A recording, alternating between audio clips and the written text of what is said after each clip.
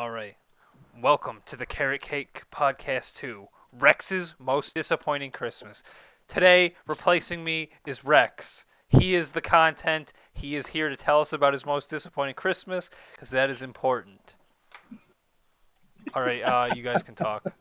It's being I, recorded. I, It's a podcast. we wish you Americano. We wish you Americano. We wish you Americano.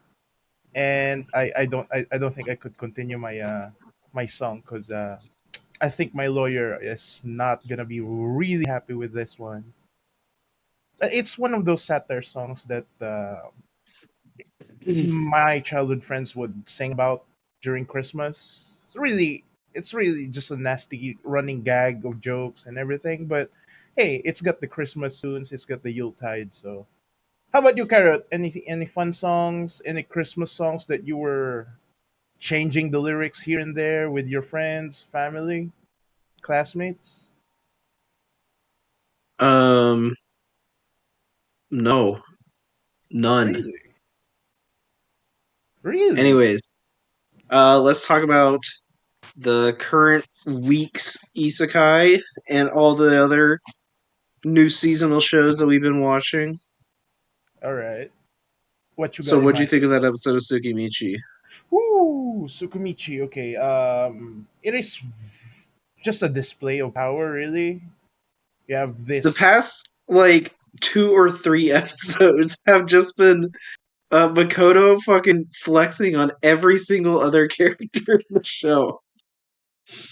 I mean, at one point, it is kind of being built up that he's basically doing this reset thing of his mana, and just so he could Yeah, that basically was in like season counter up. one, where he, Yeah, he built it's up his been. mana to the point where it's the same level as the goddess.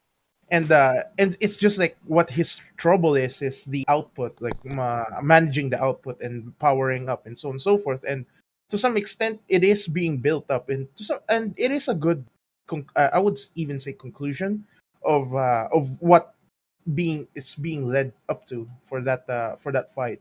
I think what it did was properly set the table for every other major faction so far in the Tsukimichi like world, because it showed to all the humans this guy is so retardedly overpowered that we don't really want to like mess up our relationship with him, even though they already did, and they Oh, just don't know it yet.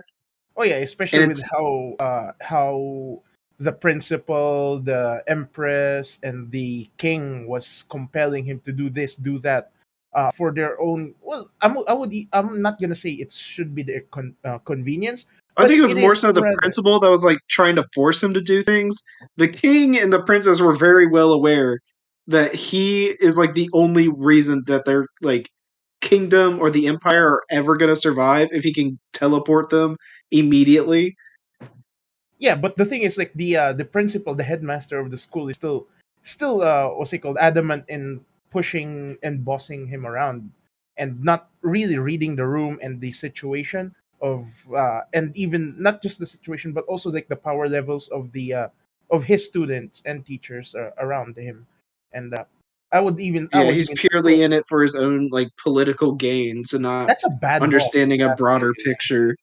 If you ask me, that's a really bad boss. That's a boss you don't want to work with, really. Well, he's like the generic isekai dumbass in charge. Mm. I think what's more interesting is that both the princess and the king, which are the major human leaders, are both clearly shown to be intelligent enough that they realize how strong, or they like maybe not fully understand, but they realize that Makoto is strong enough that they cannot afford to like mess up a relationship with him. Yeah, but the thing is, on the other Because hand, normally a character like that is treated as being as stupid as possible so that it's easy to just topple the kingdom when it comes down to it, when the main character decides he wants to go through with that. uh, yeah, but the thing Think of is, like, like Overlord. yeah, but the thing is, like, you kind of have to, like, I think this is more so like earlier episodes with I forgot the number, but when he was talking with the guild master of the merchants guild, right?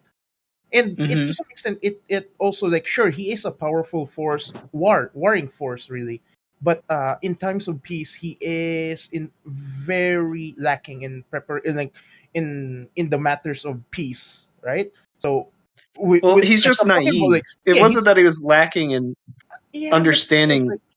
the thing is, like, okay, so like, if you read like more of this, like, books about politics and so on and so forth, it's always like, it always advises you to basically be prepared for war. In time, the best time to prepare for war is that during times of peace, and the best time to prepare for times of peace is during a war. And to some extent, like, I guess the world is so peaceful that that Makoto was able to basically focus on building up this military power, military might, that when he tried to extend into this, like, your commerce, your uh public relations, he's having a bit more of a struggle there, like, because to some extent you have like those two sides of power, right? Like, you have your influence, I'm not even gonna say clout, but it's just like, just the reach of his business going through different kingdoms and towns and so on and so forth.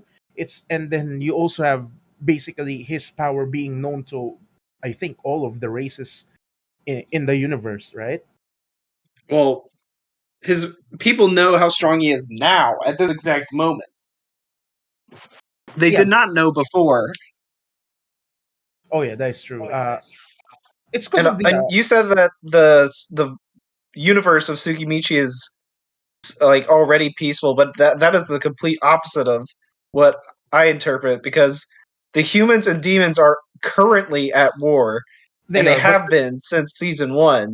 they are. But the thing is, like, I would even say that, like, it's just that there is such a like, very fragile stalemate, that to some extent it is peaceful because of that stalemate. Like, there's a status quo happening, that sure, there is like skirmishes in the outskirts, or I just don't agree, because Hmm, like that's literally an episode ago, Io, the demon commander, he was going on about there is no such thing as like coming to a stalemate or peace in this war. It is purely a genocidal war of species. Whoever loses is going to be enslaved or completely exterminated. that is, yeah, okay, yeah, that is true. Okay, yeah, okay, I'm convinced. Anyway, Boston And Celtics won their 18th NBA championship. Hooray! I know you're not a sports weeb or whatever, but I usually keep up with the sports, so there's that. what That's a I tangent. think Don't was worry. really satisfying about this episode is that throughout this whole season, we've been building up smaller, like new powers for Makoto, like especially the mana matter in particular. And during the episode itself, it is treated as cool, but I think it's kind of like presented in an underwhelming aspect during the episode itself. So when But we see it in I think it's actual kind of like, use in the combat, it finally becomes like you finally like fully understand just how extremely powerful that ability is. I mean, there's also a lot of imagination going on as well there. Like, for the most part, we're only seeing the use of it as an arm, or like a two, like, Well, what's it he called? also A used two-way it as like armor, a like transportation. a He foothold, made it foothold. like a Yeah, foothold. what was it? It was like a stair slash Yeah, a snake foothold thing that could for just his instantly transport in places. and yeah, it's just there's also that. It's just like, for now, it is the limits of what we can see, or rather what's being developed, because again, there's also the light novel, and so on and so forth. So there's also just lots of material that the anime is probably not it's not gonna be able to cover, right? So we'll see, hopefully for season 3 Yeah, we'll see something more, because it should be the development of, like, your the interracial alliances. alliances that Well, then he'd I'm try pretty to sure the next forge season is going to be him and all his buddies going to that fallen kingdom and and taking it back. resurrecting it with the two sisters. Yeah, that would be it. That might be the conclusion of that entire season. I mean, that's still speculation and up in the air. But again, That whole it's plot point, it reminds me a lot of Death Mage who doesn't want to die again. that's true. It's like literally the exact same plot from that. Because again, after establishing that kingdom, reestablishing that kingdom, there will always also problems of repopulation and here and there, right? Reestablishing just the Well, status not only that, but quo he's going to for that immediately become like a major world, power. uh, yeah, major world power, and start having to negotiate with both the demons and the humans. Yeah, because he could also become the common enemy, and it would be far fetched, but I don't think it's outside of the imagination that he might become he might be stuck in the middle between those two particular established powers.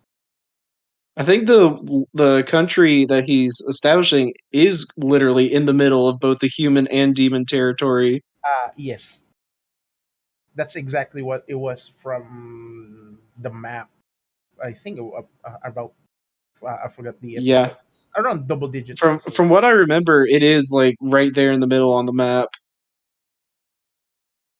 And yeah, like there's also like I'm quite excited in development of Tomoe and Mio's network um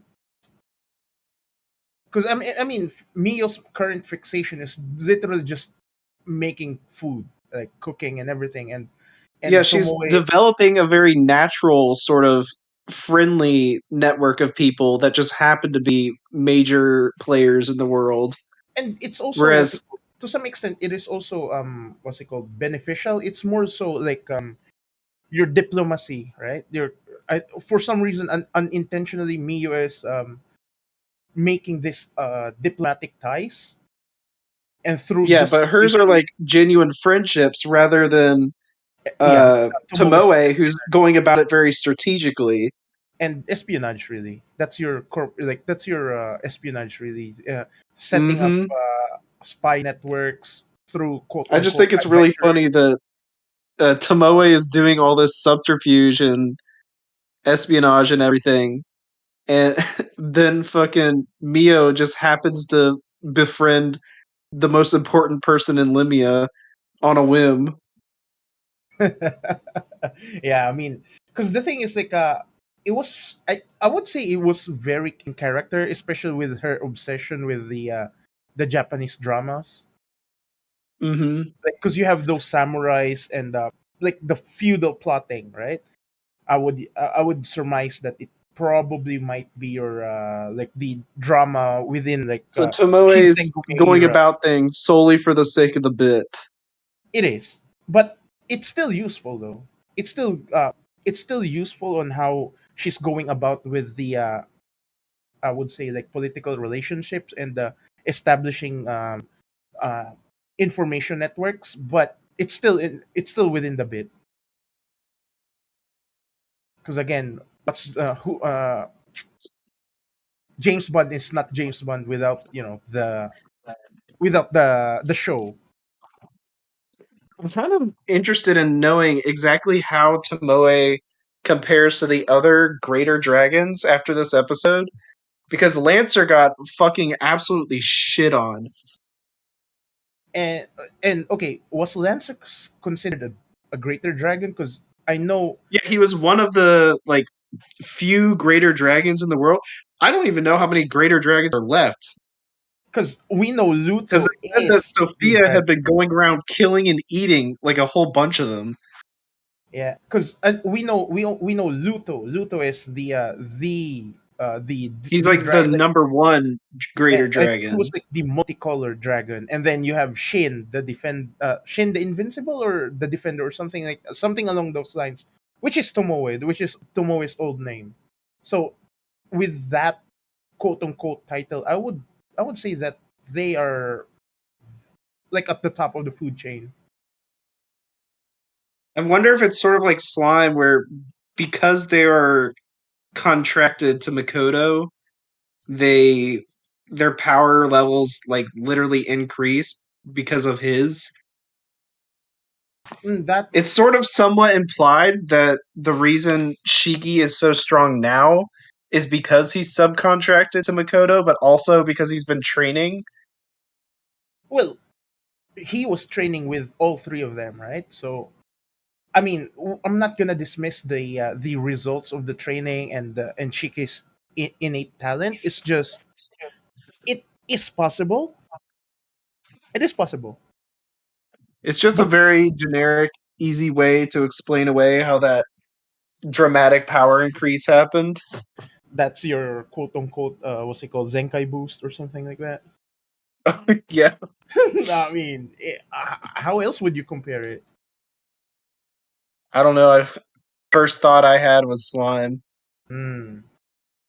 There's that too. Okay, the only thing that I kind of like I found really funny within the fight sequence in this episode is that you had this really jank ass domain expansion, if you because because of JJK That was brain not a rot. diminishing. That was a reality marble. It was a It is hundred really percent, literally just a reality marble. well, it is what it is. Because the thing is, like, I don't know, because my friends are really obsessed with this thing, and yeah, so watch it and everything. So yeah, it's just that. Don't you think it's really stupid that this your literally all of your lives are No, in that. yeah, that was beyond stupid. How is it that your power up makes you far more exposed and open to damage? And the fact that she also explained the damn thing, or rather, it's not. No, she didn't really explain it. No, it was because of the barrier. It was of the barrier, right? The investigation Kai, right? The investigation Kai is what gave everything away because he just figured out how everything worked from it. Uh Because his Kai abilities are ridiculously busted. so yeah, it's not the goddess that's the MVP there. It's Tsukiyomi, the god that gave him that power. Oh no, don't you think so? Tsukiyomi dropped this kid off with possibly the most overpowered ability, and like I don't even know. His power is very high up there compared to most other isekai protags. I would definitely put Makoto up in the top 10. He really had the homie drop, you know. Yeah, he was like, oh man, that was something else. It's still gonna be funny Well, because like I'm whether the demons would still employ the that particular strategy where they basically what's it called, remove the goddess's blessing. It's not gonna be effective, even more so with Makoto, because he could, because okay, he only the only blessing that he got is basically the language, and after that, really, that's the only thing they're gonna nullify on his end, right? which doesn't affect them. Yeah, it doesn't affect Makoto. It just affects the other heroes because of the goddess's blessing. So it's just something that something in mind to keep in mind, I guess, that whenever the demons would activate again that ring that they had where they would nullify the goddess's blessing, it's not. It's gonna be really funny because it's not. There's not gonna be much happening there anyway. Well, if we want to transition, we've been talking a whole lot about Tsukimichi.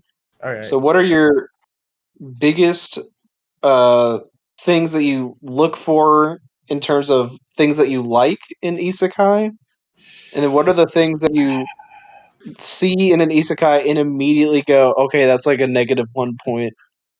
Uh, Definitely the power system. So you want to basically have like an understanding in within episode one, really, if that happens, right? Like your isekai should have this either your like again, I'm looking for more so the power system.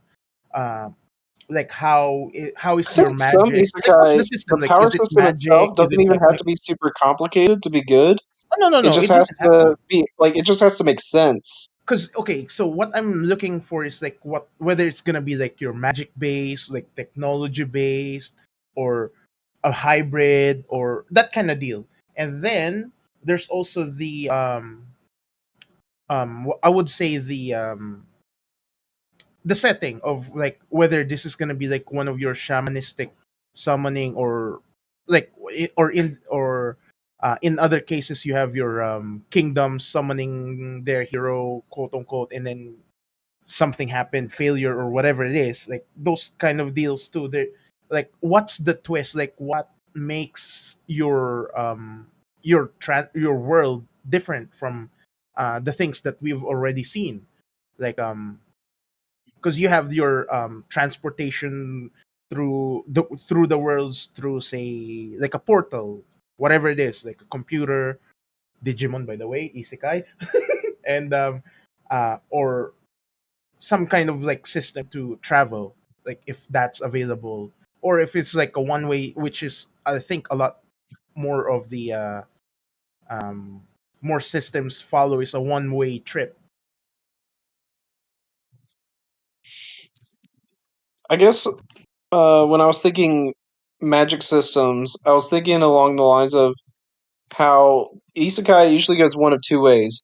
You have the super RPG like stat screens isekai, Mm-hmm, mm-hmm. and there's like 100 million of them, and it's the same thing every time, and it's never good, and it's never really interesting.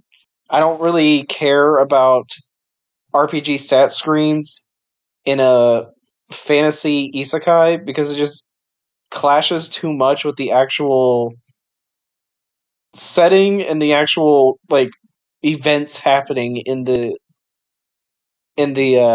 show. Ah, okay. And then you have the isekai that are purely like more fantastical, where people have mana and they have like runes, they cast genuine spells that have like incantations and stuff, and then there's sword fighters who can like power themselves up using like chi or aura or whatever. I generally prefer those, Mm, I see. but No, even because then, there's various examples where they take that concept and either don't go far enough, so it's too basic and not really that interesting, or so overly complicated that it makes me scratch my head and go, how the fuck does anything here work? mm, So, like for an example of that, there was what was that isekai about the assassin who kills isekai like reincarnators? is that not the what's it called, the finest assassin, or that's a different one? No, I mean it is that, but there was a different show. The main character was a girl with like a yellow cape slash scarf thing. Oh yeah. I think it was like from 2 3 years ago. Yeah, I remember that show. Yeah, I remember But watching that show, and every time the magic system came into play, I was left thinking, like, how the fuck does anything in this world work? Or because they're basically like these giant runic calculations to do anything, and it uh, makes me go, this is so fucking complicated, and it feels like things should just be easier. or rather I think what you're expecting, I guess, is more so have like a very simple rudimentary power system, and then have like have your character basically like the main character we're following be really creative and kind of be really creative on how to apply their power system of like say with fireball is like sure you could have like a basic fireball but you could also mold it, that kind of deal. Are you expecting something like that, that there should be like more creativity being done throughout the process of what we're following, and then like yeah, having starting from As very much as simple. I shit talked Goblin Slayer season 2, it actually did bring that conversation up early on, where the mage kid, the only spell he knew was fireball. Right. And so when he started talking to one of I think it was the dwarf, The dwarf's like, "What kind of spells do you know how to cast?" He's like, "Well, I know how to cast fireball." And he's like, "Okay, well, break down fireball, and now you know how to cast like three spells. You know how to cast like a puff of air. You know how to cast fire, and you know how to cast like combustion. So now Oh, you have three different spells to work with rather than just one big one." yeah. Yeah, something like that. I think what that reminds me of was the teacher from the white cat thing, the white cat one, the one with the magical punch and then kicks the asshole that I forgot the title of that one. A You certain said it's magic a record. white cat. No, certain magical record or something. Oh, the lesbian one. Yeah, not magical index. It's the Glenn was the I think it was Glenn that the main character was Glenn. Lynn. Uh, yeah, so magic And it was an school. isekai? No, not an isekai, but the he's basically going like, oh yeah, spell mastery really. So what really is like You're talking magic about the, testing? the the bastard show, right? Yeah, that one. Yeah. Where like they're wearing like stripper outfits. No, Oh no, not that no, one. not that That's the one. one he's talking about. Is it that one?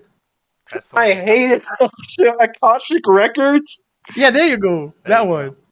Oh my god. I watched that show when I was like literally starving myself to death. There you go. That show was so terrible. That There show you go. is a, a great example of like one of the magic high school anime that is like generic in just about every single way.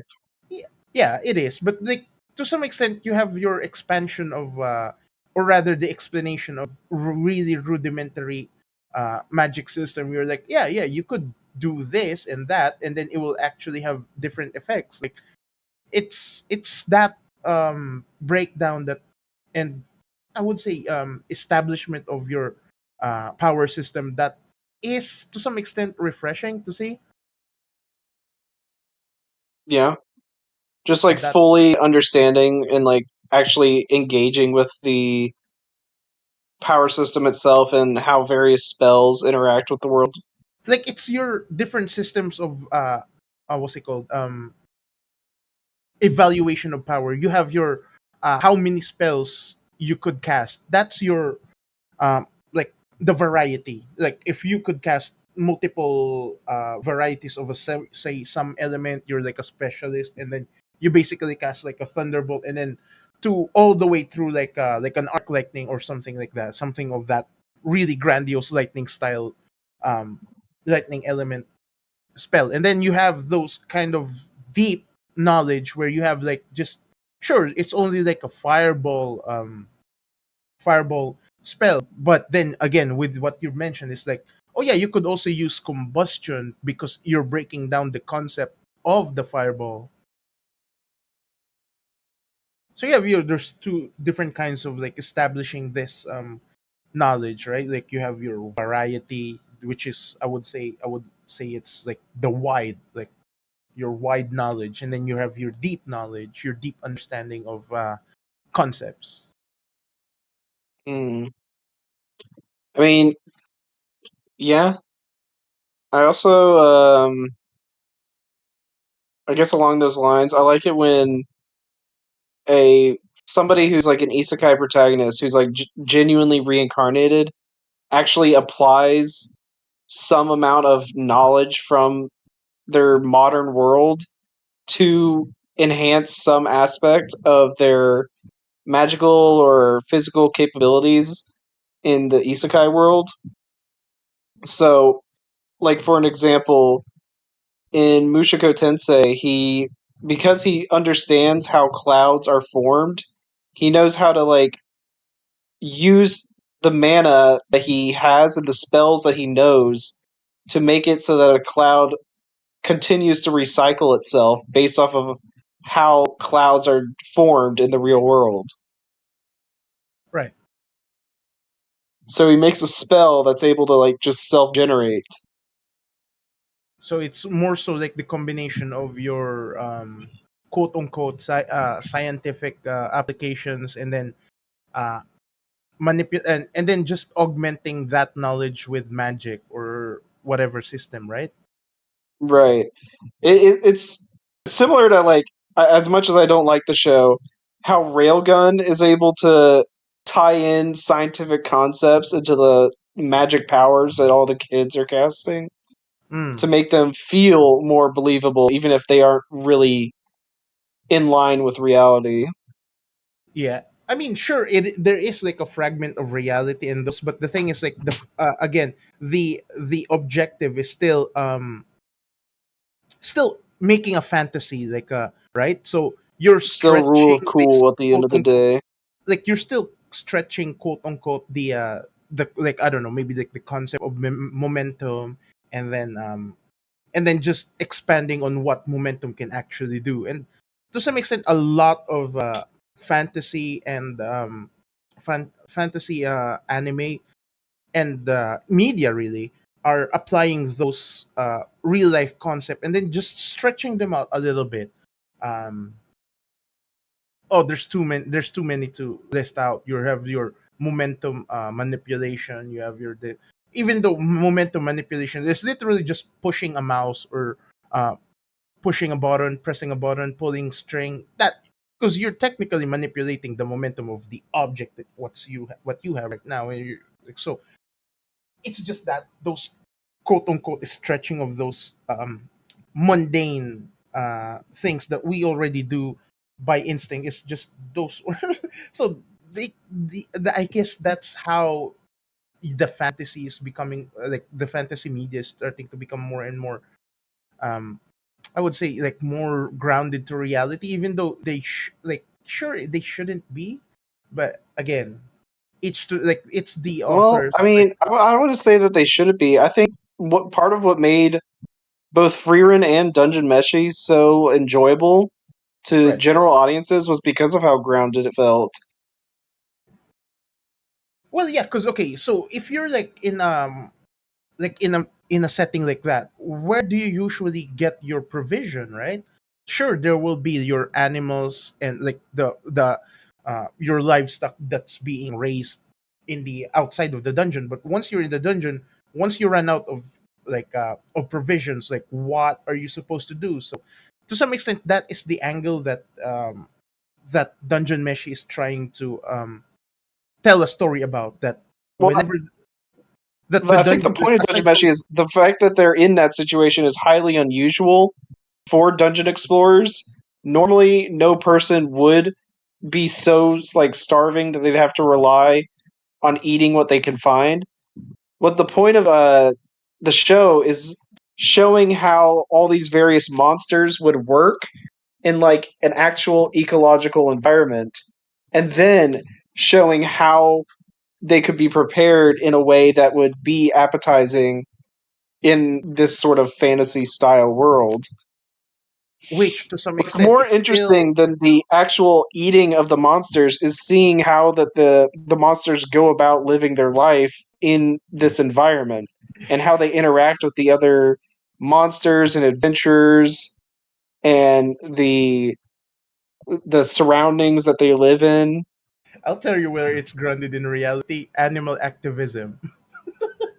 Animal activism, as in I'm acting to eat that animal. Well, there's that, and then there's also your what's it called? Like if expanding on you on the upon the idea of the self sustenance of the dungeon. You're that's your animal activism, kind of speaking to some extent that, oh yeah, you could like there is like a quote unquote natural order, so on and so forth, and whatever those activists are spewing about, right? So I don't know how that applies to animal activism. It uh, acts far more like a nature documentary. okay, okay, I think I'd concede into that, but because I guess animal activism might be a little bit of a stretch, but I think okay. some of my favorite episodes in regards to like that theme in particular, the giant squid episode and the dryads. Hmm. Those in what was it? The mimic. Those Right. 3 episodes in particular stick out of my mind as going like, wow, they really thought a lot about this type of monster and how the other monsters like in direct proximity to it uh sort of factor into how it goes about living its life and predating on other animals and such. So you have Oh, your and the ecological. Yeah. living armors. The living armors was it was genius how they factored that into um becoming about biology and colonies. Ooh, there's a tirade of that for a biologist, but that's not exactly my field. So we might have to call in like a zoologist or a biologist to explain more on that concept. But because it's outside of my expertise, I'm a chemist. I just thought it was fascinating It how is. they took the concept of something like a mimic or a living armor and turned it into its own little monster page with how it goes, how its like reproductive cycle works, what it feeds on, how they move, and how they cluster up inside the armor to hide their actual flesh. Like there's like a coordinated effort on this uh eusocial animals or organisms like Right, right. so it's like your like the ant like an ant hill kind of deal or like a beehive where you have your I mean there might be like a leader there, some sort of a leader, and then you have this the group, the colony, or however it is called, working together in order to drive away the threat or basically hunt for its survival. So there, it's one of those. Let's see. Let me just check And this. Yeah, so use socials. Yeah. n- I was talking about what was it? Things that immediately stick out in your mind when you see an anime and it immediately sours your taste on the whole thing. A Okay, you know what? couple. I do have something. So Oh, I want to go back with the RPG thing where you the character could see his or her stats, right? yeah. I do not remember any show using that quote unquote ability in order to min max to actually min max their character or whatever they are, because it what becomes what apparently what I guess the trend becomes all the stats become either infinite or just maxed out. Like there's no min maxing on there's no there's no min maxing because again RPG I can elements think to of some extent we have. exactly one.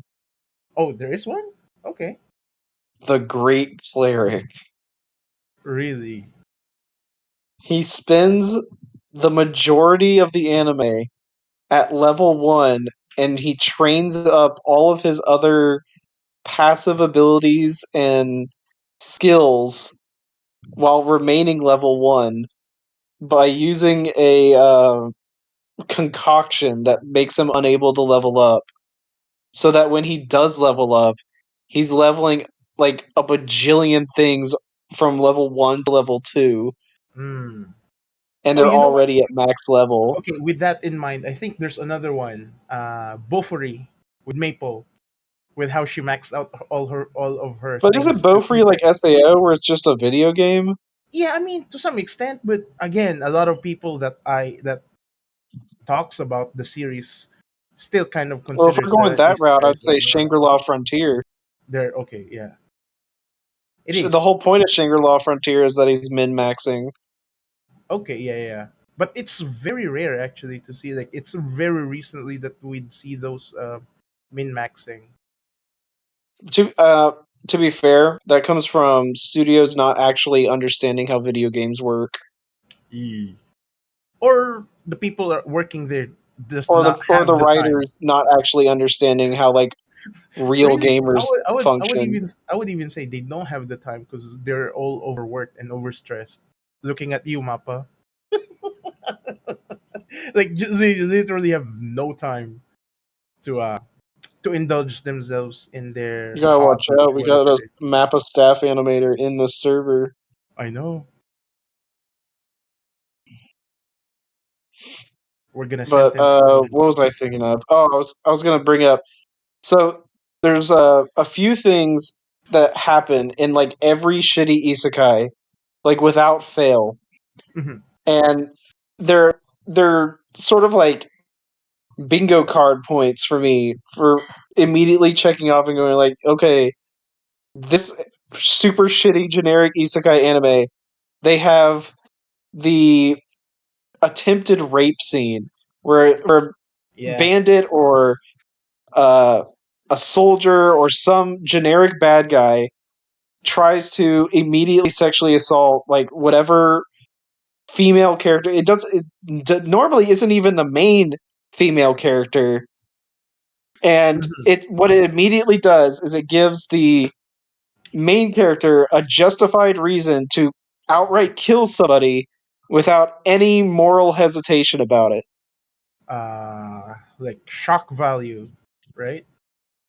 It's shock value, it's fan service, and it's Ooh, I don't want to power say it's power fan fantasy. server. Yeah, there's power fantasy definitely, but No, I it is won't. fan service. That's exactly what it's there for. Is to be like we want to show the main heroine in a sexy sort of scene, but we don't want to like fully commit to an all out sex scene. So we'll Mhm. make it a victimization thing, not a ooh look how sexy she is thing. Ah, so you're basically kind of setting up a quote unquote vulnerable position. Well, you're setting her up in a position that's titillizing, but also so you can get away with the fact is like, oh, but I didn't do it because we wanted to show off her titties. We did it because we had to show that she was a victim. Mm. But what I'm more concerned about with that specific trope is that it gives the main character a reason to kill somebody without ever hesitating about it, and then never have to deal with the ramifications of having literally just murdered somebody. Right. Because that's a action that should have serious ramifications, and just it doesn't normally happen. I mean, Good again, with the isekai and good fantasy in general usually treat the first kill or the first murder or whatever with a proper amount of hesitation, trauma, um, shock, anything along those lines. hmm, So, like, season one of Tsukimichi, when he finally fucking, like, snapped and he killed the human lady who broke into his settlement and just blew up a whole bunch of his guys. He killed her, and it was a very cold scene. But then immediately afterwards, he regretted it, and he reflected on it for like a little bit, and he had to like actually deal with the fact that he killed somebody, and he had to just sort of process that. It wasn't a one and done, and then he never thought about it again. Even though she was objectively an evil person. hmm, I don't okay. know. I just think with when you have something that should be treated as a big deal and you don't treat it with any semblance of care, it just comes across as hacky. Hmm. And then another thing that I thought of immediately, and I thought of it because of the most recent Konosuba episode, the marriage arc. The marriage arc is in almost every really, really bad isekai you can think of. Spirit Chronicles, Greatest Assassin, uh, I mean, how else are you gonna justify having, or rather, continue, quote unquote, continue. It's like a literary device in order to move on the plot. Well, it's a literary device that has become so bog standard that everybody just copies it, Mm, and it's never done well. yeah, I mean, it's difficult to think of something And that the actually. marriage arc usually it plays into a lot of the same themes as the classic generic rape scene does. You take the heroine and put her into an impossible position of victimhood that she can't get out of, so that you can make the main character look like a fucking badass when he swoops in and saves her from it. And then you can make her instantly fall in love because he's actually the cool guy who's of similar stature, and he's he doesn't look like an ugly dwarf or a fat orc, and he actually likes her and doesn't want to like use her and all that. That's themes that almost always play into the marriage arc. Would you consider that as fan service? Um, I guess it would depend.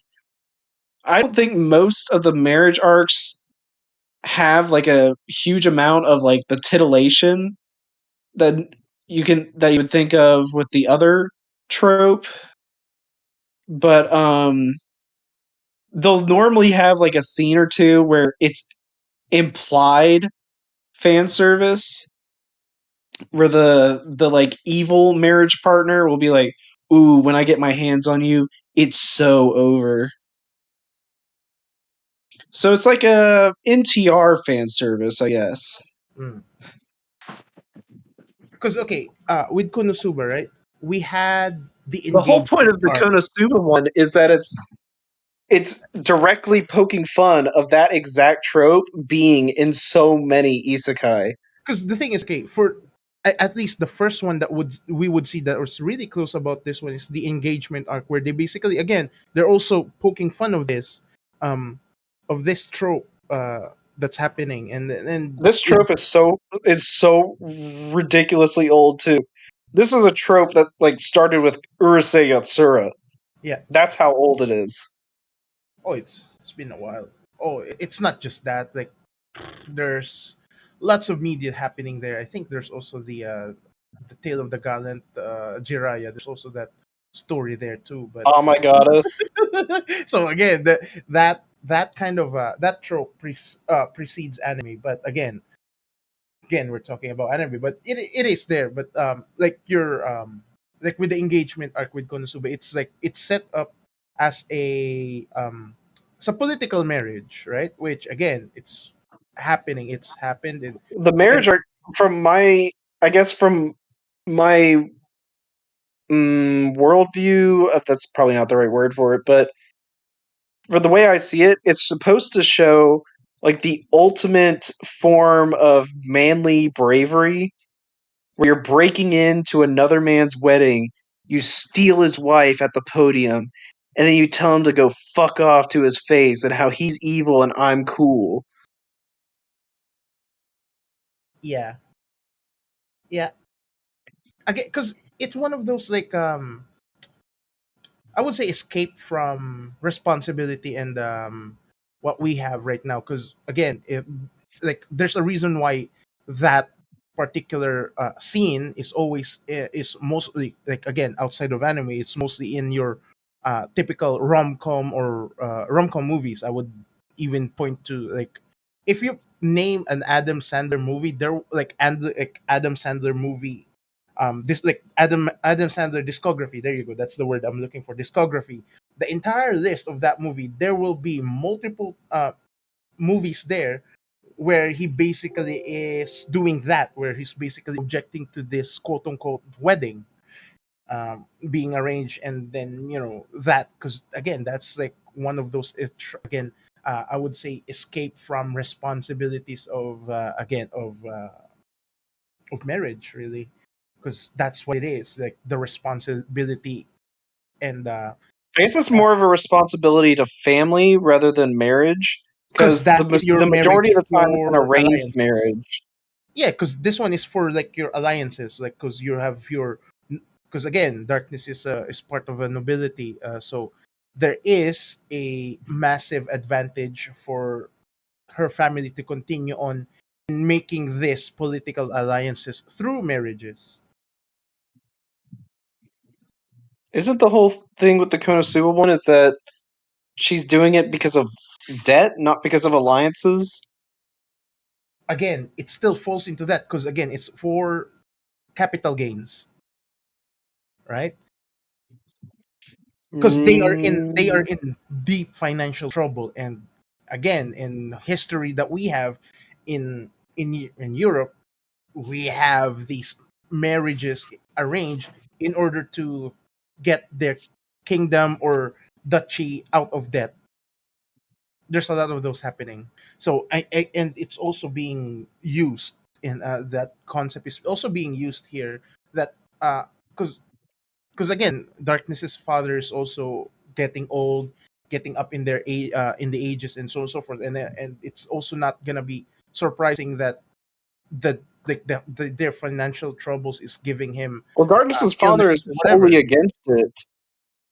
But again, there's not much of a choice, because as part of the nobility, it's one of those things that you could exercise in order to in order to say clear out a debt, or again uh gain some reputation. And it's probably gonna be one of those, like, again, I'm uh with you with the gang war. understanding what you're saying. I just don't think it really applies specifically to Konosuba. Mm. Because Well, the whole plot surrounding this wedding was that it was specifically orchestrated in a way that Darkness's family was going to lose no matter what, so that the fat noble guy would have her as his like sex toy. yeah, fan service again, right? So he's not doing it for any reason other than because he wants to have Darkness as a prostitute, essentially. Yeah. But then again, there's also those, like, again, with darkness is like how darkness is written, uh how she really like degenerate like just degenerate That attributes to her. Darkness's character is intentionally two-faced. She Yeah. acts a certain way that is completely contradictory to how her actual feelings regarding romance and um, intimacy actually are. So she acts like a complete degenerate because she does like obviously receive pleasure from it, but when it comes to like having a genuine romance and relationship, Yeah, it's she's not there. rather tame and more maiden-like. Something uh that's more reflective in how she like actually looks.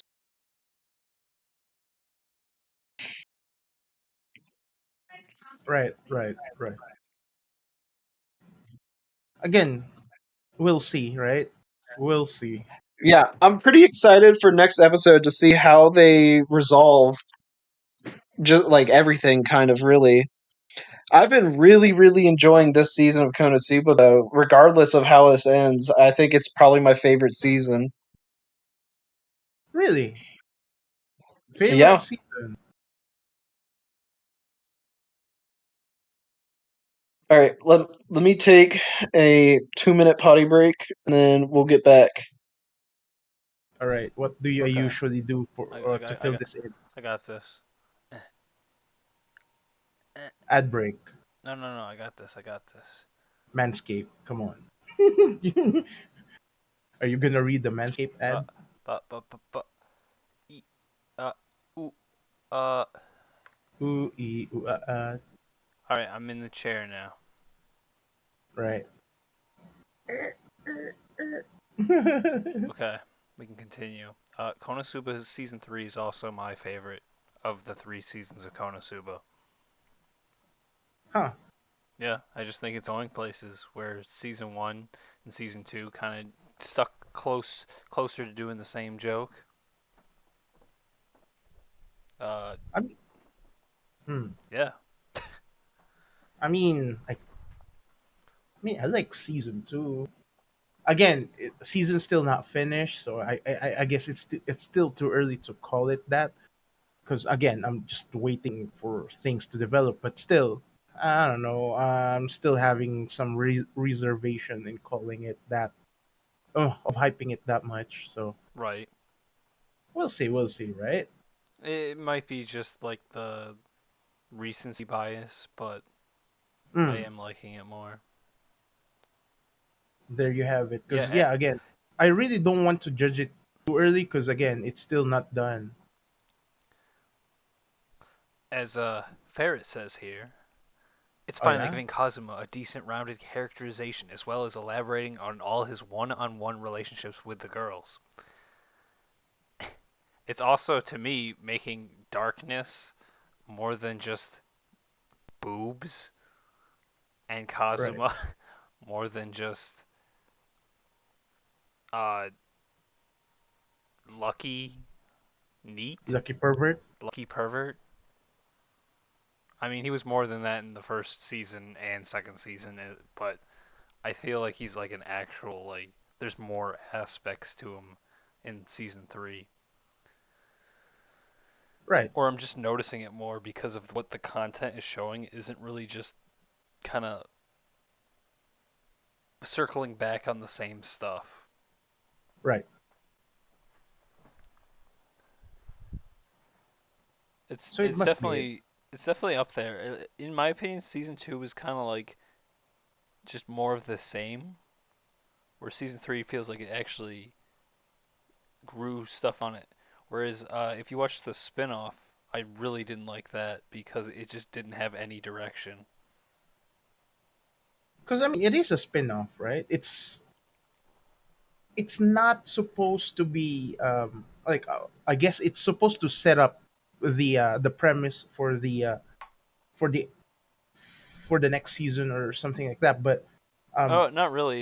It's a prequel, oh, and so there you also go. kind of really shows that Megumin really can't just be the main character.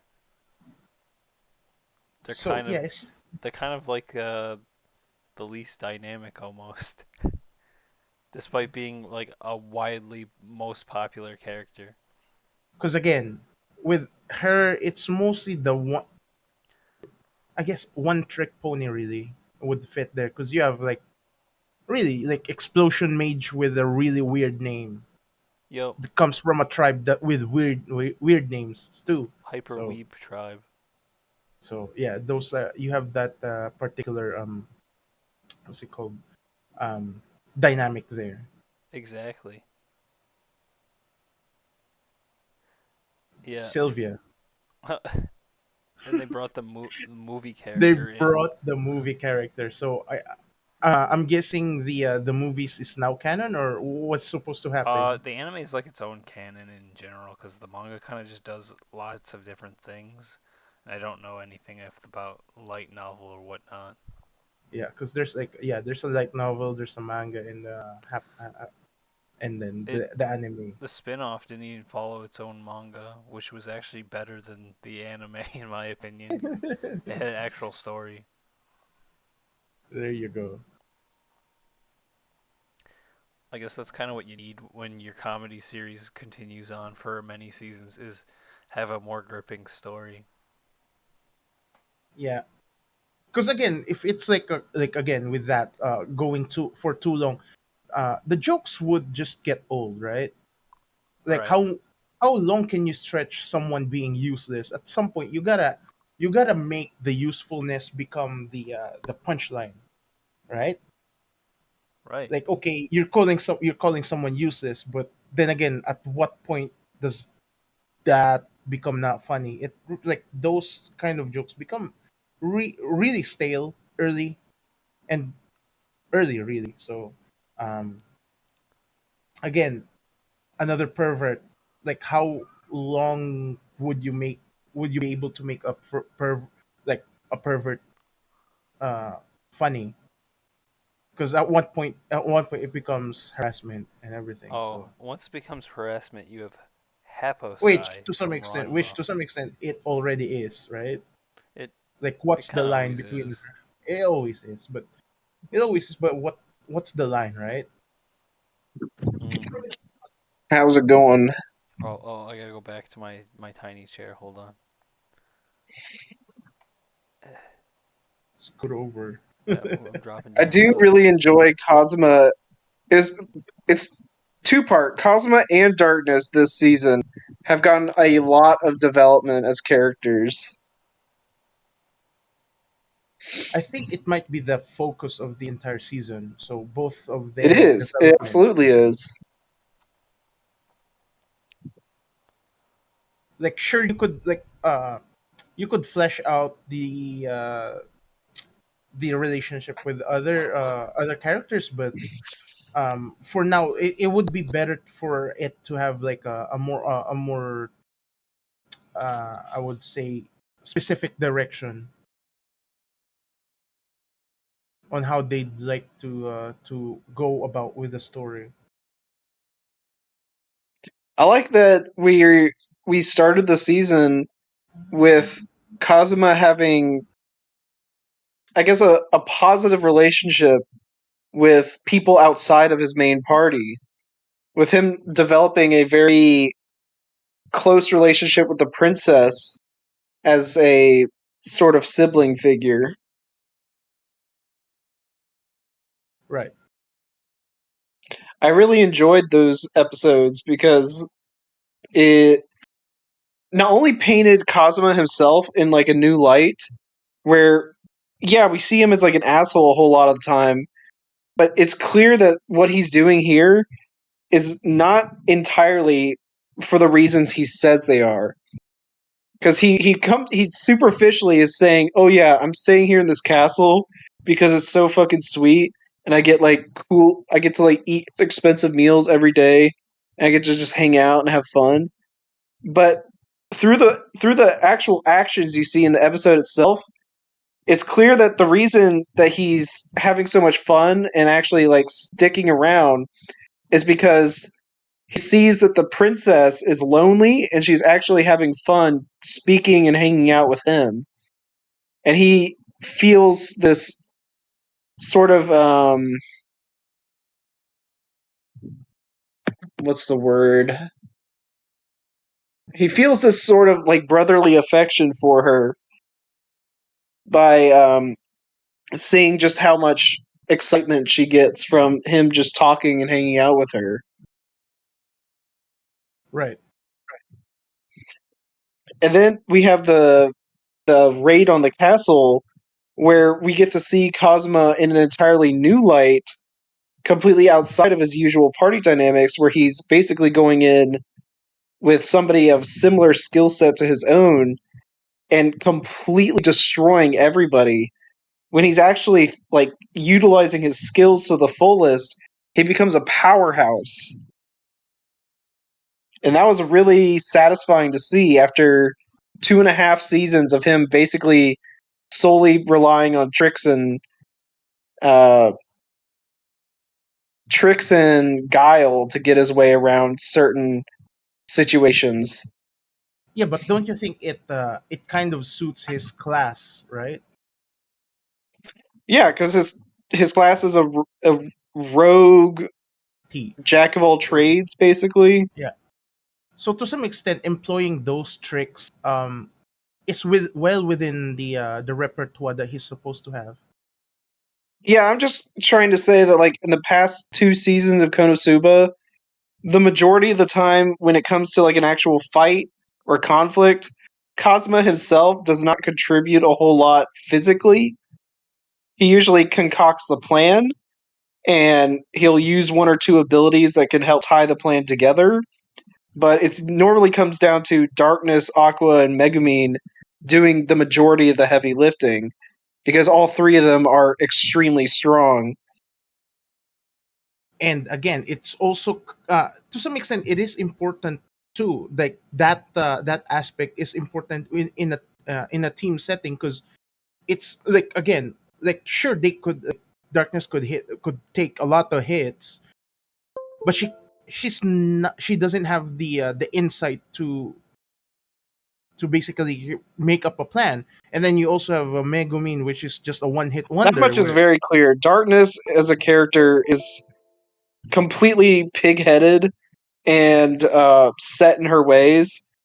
She runs into every problem head first, and that's why the whole conflict of this arc revolved around her being too stubborn to tell anyone else what was actually going on with her so that they could help form a plan to help her out with the debt.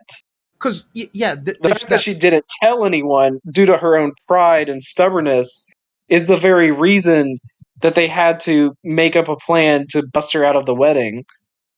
Right, because again, it's just that there is these dynamics. Like it's part of this of the trope of like the I would like I'm not gonna say whether it's like a five band group, but like whenever there's like a group or like a group setting, there will always be that there will always be like they're making they're filling these roles in order to make a cohesive team. And again, those cracks within the workings of the teamwork Is what is makes for the your good yeah character it's your conflict. it it makes the conflict, it moves the story, and it also rounds up the character entirely, because again, as a group, they are very well rounded. Kazuma can do everything that he's planning. He has to use his teammates in order to realize whatever he's planning, and then again, he's using all what he could use in order to help out in this planning.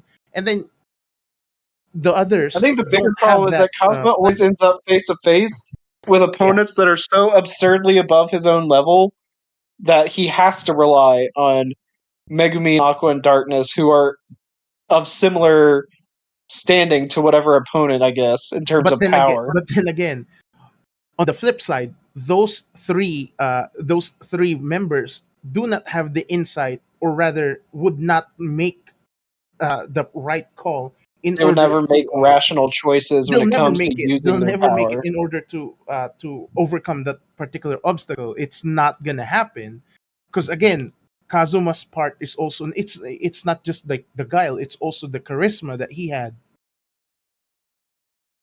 It's also the charisma that he have in order to just pull off Cosmo whatever does have this sort of like an Ataru type charisma about him, where he's yeah. like a shithead, but he's like a shithead that is smart with his words and is compelling enough that people will listen to him. And usually that is enough to be those are the qualities that you'd want to have in a leader, or maybe not a leader, but your shot, at least the person that would call in the shots when shit hits the fan.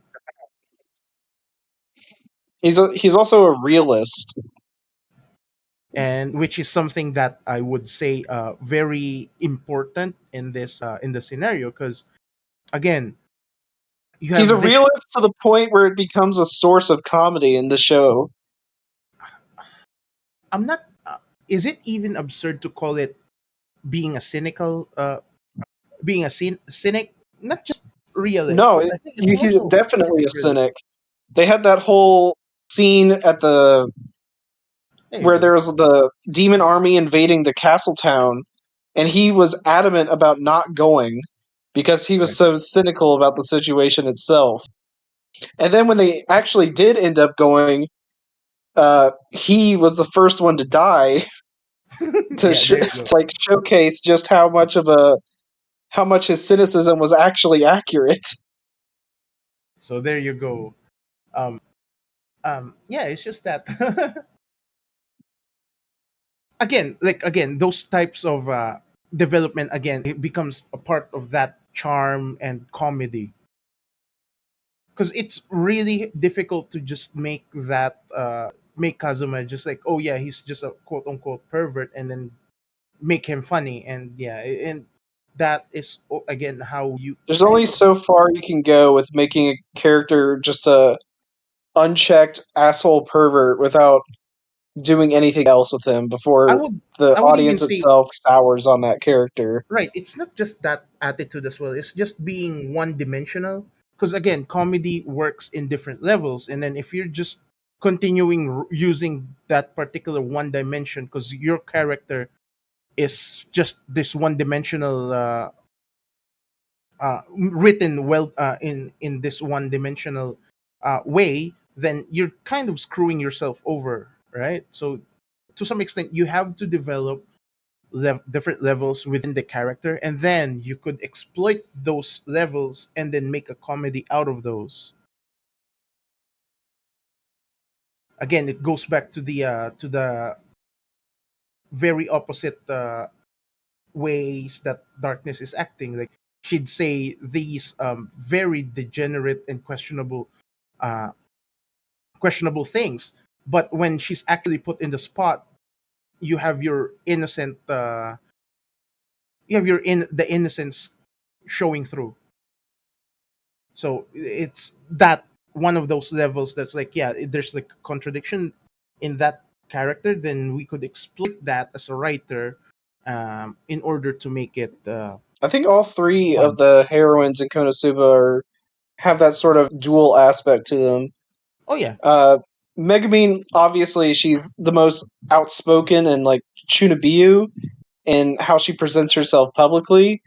But then privately, she's the most normal out of all three characters when it comes to like one-on-one conversations. She's the one that comes across as the most normal girl. and on the flip side, you have Aqua being quote unquote useless. Yet when Kazuma dies, she literally is his ticket I think back. there's another thing that comes with Aqua is that she it's borderline retarded like the majority of the time, but then when it comes to uh, matters of like grand importance, she's usually pretty wise and understanding. Again, it also goes back to the to I guess this was from season one where she levels up, but her intelligence stat doesn't go up. So yeah, like again, like those types of deal.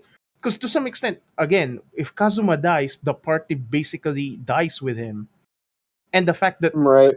Aqua and her influence, not just Aqua, but her influence itself also brings back Kazuma, is the most important thing that would happen in their party.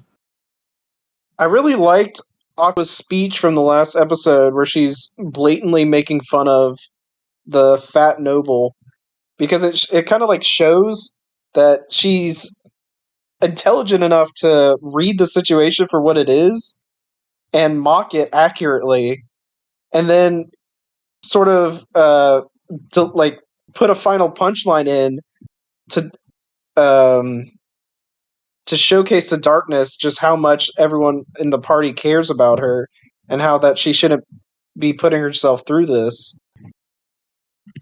And Aqua tends to have a couple speeches like that throughout the series, where it shows that she's more emotionally understanding than she initially comes across as.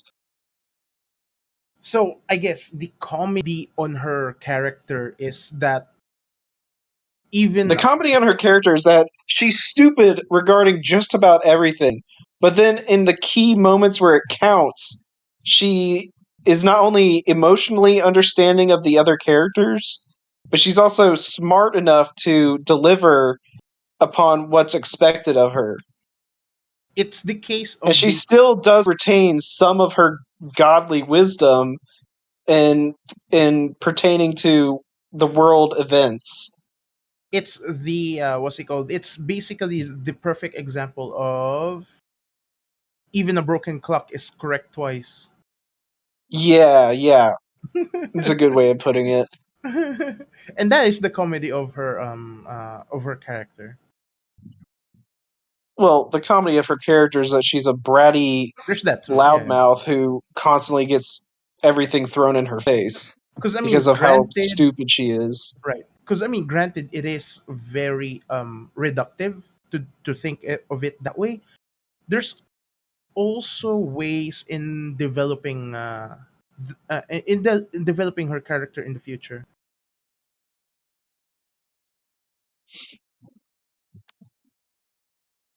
I think it'd be interesting to show a season more close. I guess season one was mostly this, but I would love to see another season that's focusing more on how her dynamic with Kazuma has evolved over time, or maybe will evolve through that season. That is true. All right, we're gonna close out this podcast with one final question, Rex. What that? What's that? Who is your best girl of the season? Or what's a top five? Okay, if I say the five, it's just gonna lead up to that anyway. So, uh, Fenris, number five. Fenris Yeah, for number five. Okay. yeah. Because again, the opening I made think it. I said this last podcast, but that anime in particular has some of the best character designs of all this entire season. I Uh, wouldn't even say I'm not even talking about the characters themselves, but design wise, just it design is wise, on fucking point. yeah, and also the Even fact the that the side opening. characters look like beautiful. Oh yeah, the fact that the opening is also being sung by the voice actress, and like it's really adorable. It's cute. So that really adds to that what's it called, to that it's a what's it called, it's a very big consideration in that point. Let's see, who else, never forget Miyo in the and Tomoe, because granted I do understand that their what's it called, their appearance is not that like their screen It's time sort is of not. diminished for this Yeah, they're season. They aren't diminished for really this as season. They're not there, prevalent as but they were again, season one. the design and everything. So they're still there. Um. I'll say this much: when Mio and Tomoe do show up on screen, Oh yeah, you have to I'm pay fucking attention. hyped. You have to pay attention. You have to pay attention. What else? Who else? Who else? Uh. We've got Big Booby Girl from Mysterious Disappearances. No. I am not. I'm not caught up with that. I'll watch it later just so I could binge it. Um. Let's see. Let's see. Let's see. The girl from Windbreaker, Oh, which is really what are funny your because thoughts on Windbreaker? Because I haven't seen that one yet. uh, it's brawl. Like it's. I would. Again, like with Windbreakers only having just one season for now, I would say it's what Tokyo Revengers could have been. Okay. So it And like fully delivers on the concept yeah, of beat 'em up brawls with like delinquents. it really is simple, just concept. Really, like just beat every fucking thug that is like like beat the ops. That really is it. And yeah, that's Well, I think you've convinced me. I might give it a shot this week then, because I got just plenty of the time to ops. watch stuff. And I guess the star of the season is Marcel. Aru from Blue Archive. Uh, I That's don't right. Oh man, he's A getting the round blue of archive. It's applause time for to Aru wrap it from up. Blue Oh it's Archive. man. Marcel. It's Marcel, I swear. Especially with like a lot of cosplayers cosplaying as Marcel, so there's that. Oh, man. Check your local. Sorry, Marcel gets number 2. Aru gets number 1. That's a wrap. Thank Oh you, everybody, for coming. no! All Yeah, right, wrapping up. Wait. One actual last question. what that? You guys talk about your most disappointing Christmas. Sheesh. Are you gonna include Christmas party? I don't know. You got like 60 seconds. I got food. Well, everyone in the Christmas party got food poisoning except for me, and I was what's it called? Because of that, I was And then Santa accused gave him a of poison chocolate candy bar no. because I he was was the only accused one who of didn't get being sick. of basically poisoning everyone, which is like that doesn't really happen. Which didn't even happen because I didn't touch the food. The only thing that happened there is I had a very strong gut that is quite more resistant than normal for food Uh, poisoning. I don't think so. You're not beating the "I poisoned the entire family" allegations, All right, Rex. and It's not with a family; that, it's a Rex class. poisoned his whole family. We'll remember this It's not the forever. family; it's the class. Thank you for all for joining. And I didn't do it. I swear.